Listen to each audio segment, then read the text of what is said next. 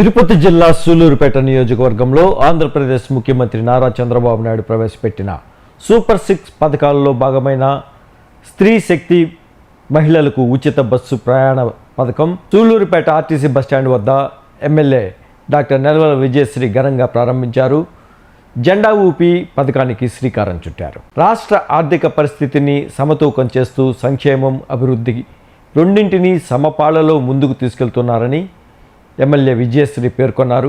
Super 6 పథకాలపై ప్రతిపక్షం విమర్శలు చేసినా ప్రజలకు ఇచ్చిన హామీలను ఒక్కొక్కటిగా నెరవేర్చుతూ ముందుకు వెళ్తున్నారని తెలిపారు. నారా చంద్రబాబు నాయుడు 40 ఏళ్ల రాజకీయ అనుభవంతో రాష్ట్రాన్ని అన్ని రంగాల్లో అభివృద్ధి పదంలో నడిపిస్తున్నారని విజయశ్రీ హర్షం వ్యక్తం చేశారు.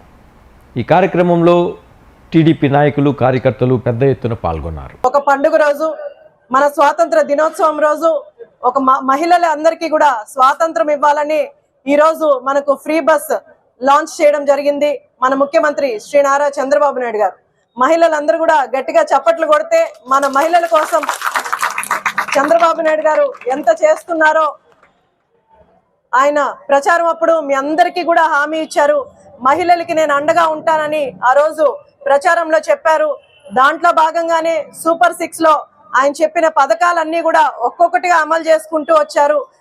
అవ్వాతాతలకు పెన్షన్ కావచ్చు, ఒంటరి మహిళలకి పెన్షన్ కావచ్చు, ముఖ్యంగా మహిళల్ని దృష్టిలో పెట్టుకునే పెన్షన్లన్నీ కూడా గతంలో ఇస్తున్న 3,000ని అధిగమించి ఈరోజు 4,000 చేయడం జరిగింది.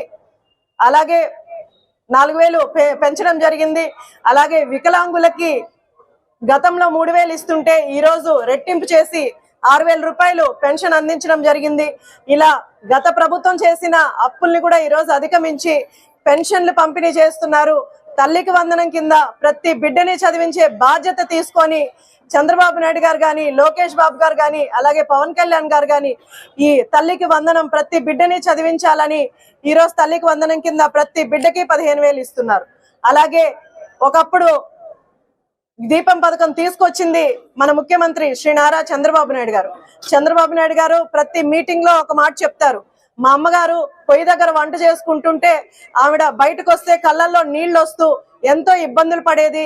అలాంటి నా కన్న తల్లికి వచ్చిన కష్టం ఏ తల్లికి రాకూడదు, ఏ అక్క చెల్లెలకి రాకూడదు, అందుకే నేను దీపం పథకం తీసుకొచ్చాను అని ప్రతి మీటింగ్ లో కూడా చంద్రబాబు నాయుడు గారు చెప్తుంటారు. ఆ రోజు దీపం పథకం తీసుకొచ్చి ప్రతి ఇంటికి ఒక గ్యాస్ స్టవ్ అందించారు. ఈ రోజు సిలిండర్లు కొనుక్కోవడానికి ఒక్కొక్క సిలిండర్ 1,000 రూపాయల పైన పడుతుందని ఆ భారం మహిళలకు తగ్గించడానికి ఈ రోజు దీపం పథకం 2 తీసుకొచ్చి ప్రతి ఇంటికి 3 గ్యాస్ సిలిండర్లు చంద్రబాబు నాయుడు గారు అందిస్తున్నారు. అలాగే మనకు రైతు భరోసా